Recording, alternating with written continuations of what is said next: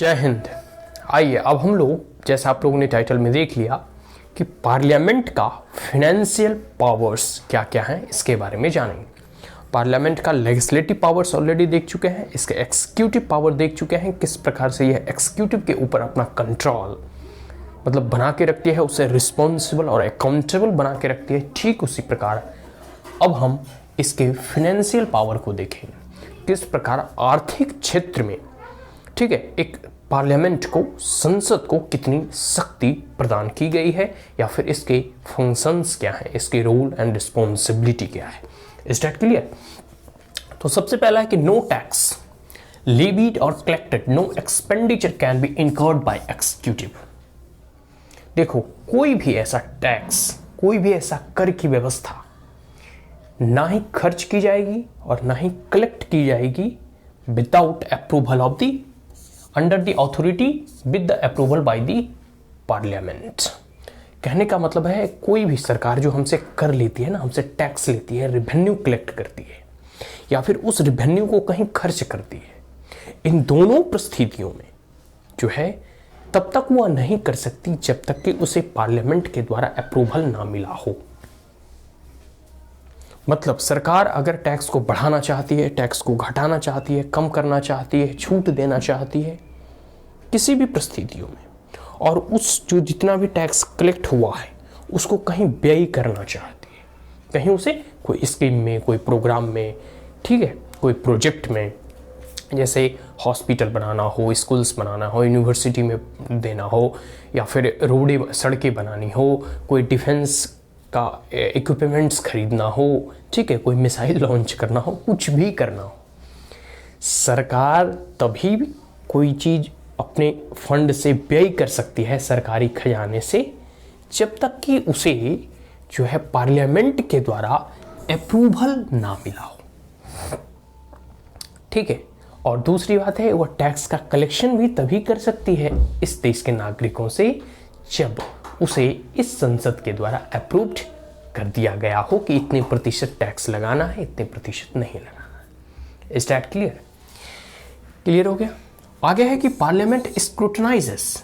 एक तो देखो सबसे बड़ी बात है कि पार्लियामेंट पहले यह कह सकते हैं ना कि अनुमति प्रदान करती है कि इतना आप खर्च करते हैं। जैसे अनुमति कैसे प्रदान करती है?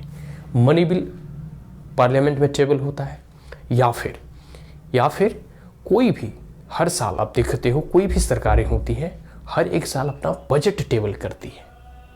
ठीक है, तो बजट जब टेबल होता है पार्लियामेंट में, उसे पार्लियामेंट के द्वारा ही पारित किया जाता है। तो बजट क्या होता है? बजट एक प्रकार से पूरे के पूरे वार्षिक एनुअल जो बजट आता है, पिछले साल उसके साथ साथ एक कह सकते हैं कि एस्टिमेट कमेटी की रिपोर्ट भी आती है। ठीक है, उसमें बताया जाता है कि कितना बजट खर्च हुआ, इस साल कितना खर्च होगा। ठीक है, एक प्रकार से पूरे के पूरे आंकड़े, डाटा, चार्ट, ग्राफ, स्टैटिस्टिक्स, सबकी चीज़ जो है उसमें इंक्लूड रहता है बजट में। ठीक है, और एस्टिमेट जो भी होते हैं प्रेजेंट किए जाते हैं टेबल में। ठीक है, एस्टिमेट पूरे के पूरे, मतलब आप देखोगे बजट की तो कॉपी पतली होती है, लेकिन उसकी जो एस्टिमेट कमेटी की रिपोर्ट आती है पूरी की पूरी इतनी मोटी होती है। ठीक है, और 2 भागों में होता है वो। पढ़ना आप कभी मौका मिलेगा, जितने भी यूपीएससी एस्पिरेंट्स हैं ऐसे पढ़ते हैं, और पढ़ना भी चाहिए, बिकॉज इससे क्वेश्चंस जो है ना डायरेक्टली इनडायरेक्टली 2-3 क्वेश्चंस GS3 के पेपर में पूछ लिए जाते हैं। खैर वो बातें अलग है। अभी हम लोग देख रहे हैं कि जो भी बजट टेबल होता है पूरे के पूरे वो एक वर्ष का खर्च का एक प्रकार से मापदंड करती है कि आने वाले समय में हम इतना खर्च करेंगे। ठीक है, और हमें इतने पैसों की आवश्यकता है और उसे पार्लियामेंट के द्वारा हमें अप्रूव कराना है। ठीक है, देखो आप एक सिंपल सा लेके चलो, एक उदाहरण के तौर पे आप एक घर होता है, तो आपके भी पेरेंट्स उस घर के बजट के अकॉर्डिंग ही काम करते हैं, रूपरेखा बनाते हैं कि हम इतने बेटे के एजुकेशन में खर्च करेंगे, इतने हेल्थ पे खर्च होगा, इतना ग्रोसरी पे खर्च होगा, इतना हम इंटरटेनमेंट के लिए खर्च करेंगे, और थोड़ी बहुत हम सेविंग भी करेंगे। Is that clear? ठीक उसी प्रकार सरकार की भी अपनी एक बजट तैयार की जाती है। सरकार भी क्या बड़ा घर है जिसमें 135 करोड़ लोग रखते हैं, इजंट इट?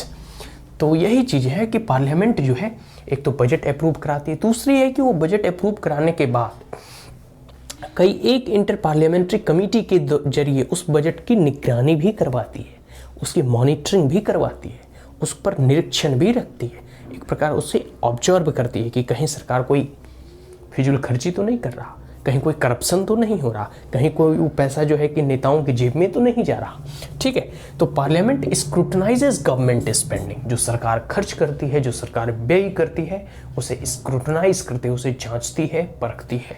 ठीक है, एंड फाइनेंशियल परफॉर्मेंस, और अब तक की उसकी फाइनेंशियल परफॉर्मेंस कैसा रहा है, ठीक है, मतलब उसकी उपलब्धि क्या रही है, इसको भी जांचने का प्रयास करती है बाई फाइनेंशियल कमिटीज। बहुत सारे फाइनेंशियल कमिटीज और का गठन किया जाता है, जिसके माध्यम से, जैसे पहला है पब्लिक अकाउंट कमेटी, दूसरा है एस्टीमेट कमेटी, और तीसरा है कमेटी ऑन पब्लिक अंडरटेकिंग।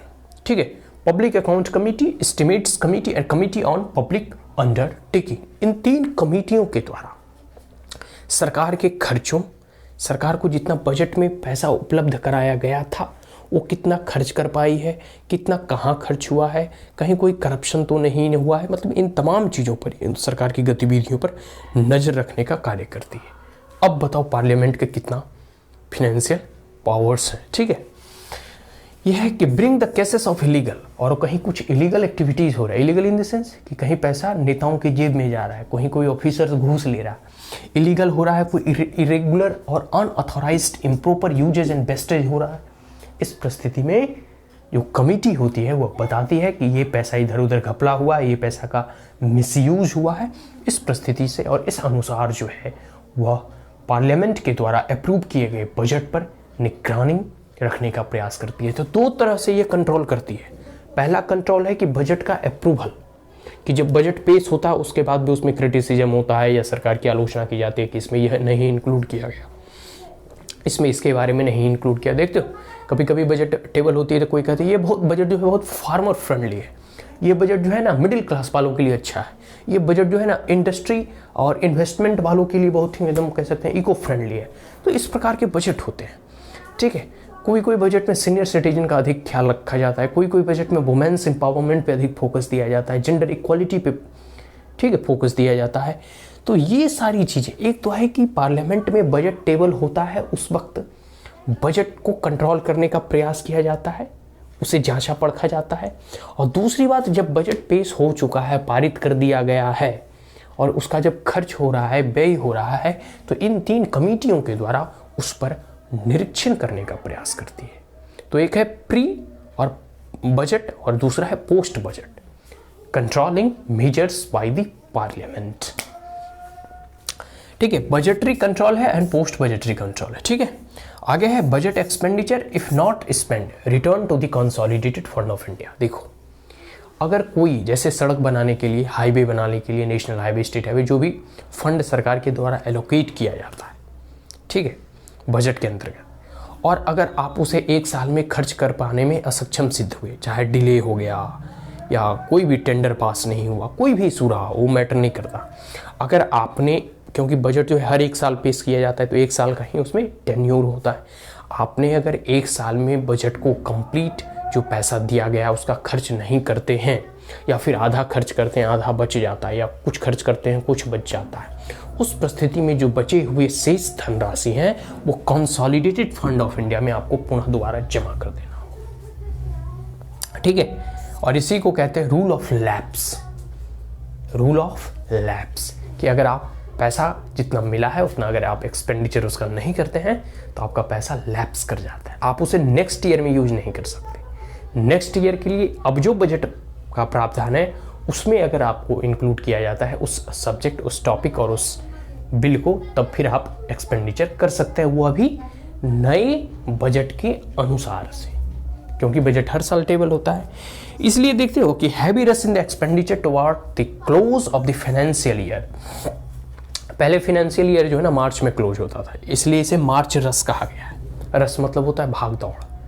जब फाइनेंशियल ईयर मतलब खत्म होने वाला होता है उस वक्त जितने भी कर्मचारी हैं जल्दी जल्दी काम कर रहे हैं, जल्दी जल्दी कह सकते हैं, बहुत उस वक्त बहुत मतलब बिजी होते, बिजी शेड्यूल होता है। जो मतलब अभी एक्सपेंडिचर बच गया उसे जल्दी जल्दी खर्च करने का प्रयास करें, एक प्रकार से अपने पूरे के पूरे बजट को एडजस्ट करने का प्रयास करते हैं। तो उस वक्त कहा जाता है मार्च रस, लेकिन अब बजट जो है फरवरी में ही पेश कर दिया जाता है। इस डेट क्लियर? तो इसे पहले मार्च रस कहा जाता था। मतलब मार्च के महीने में इतनी भाग दौड़ होता था सरकारी ऑफिसों में, कामकाजों में, कि एकदम रस मतलब होती भाग दौड़, भागम भाग। तो ये है फिनेंशियल पावर ऑफ पार्लियामेंट।